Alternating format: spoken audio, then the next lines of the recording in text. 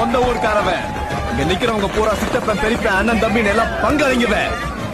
என் இமையில இருந்து ஒரு முடி விழுந்தா கூட நல்ல கத்தி எடுத்து சொருவிடுவான்.